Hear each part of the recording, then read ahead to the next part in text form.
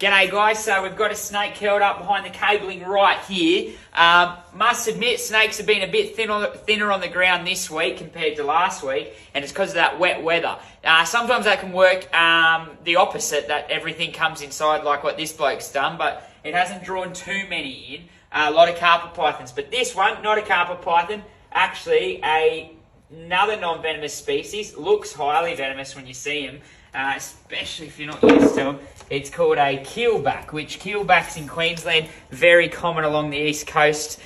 This guy actually is probably ranked as the smelliest snake in Australia, and he's already let out that real pungent odour because they are a massive food source, and they really don't want to get eaten, so they let that out straight away. Now, we've said it a million times before, keelback, because of the scales on the back, they literally feel like really rough sandpaper. And see how whippy and zippy he is? They can roll around, they carry on, and it's just all to entice you to let go, and he will take off. So where he would normally be living is around a creek or a water source, and throughout spring to May pretty well, they're going to be actively out hunting and looking for frogs, looking for fish, and in spring looking for each other. The breeding season is almost upon us. We've had the weirdest winter, but when we get to the end of August, we're going to start seeing a heck of a lot of these guys moving around. Look at that tongue, it hasn't stopped.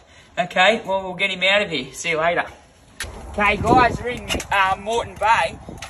We're at a sports complex, so we'll try not to budge it. But we've got a carpet python that's been hanging around the soccer fields, and the boys are trying to work away up in this building here. So we're actually just going to move this very cold little snake away from the building.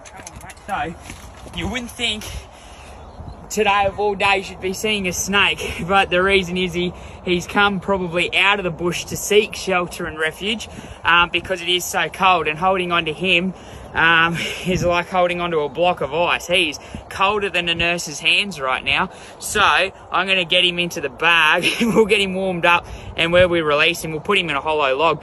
We've been seeing some really weird activity lately though, because now it finally feels like winter. A few days ago, we actually had some males combating, twisting around each other where they're throwing down, and that's breeding behaviour. That's what they do right before they start breeding. And I guess that's because at the end of June just there, we had those few warm days, a lot of sun coming out, and so it sort of triggered them, I guess psychologically, to think, oh, winter's over, let's start combating and start looking for girls.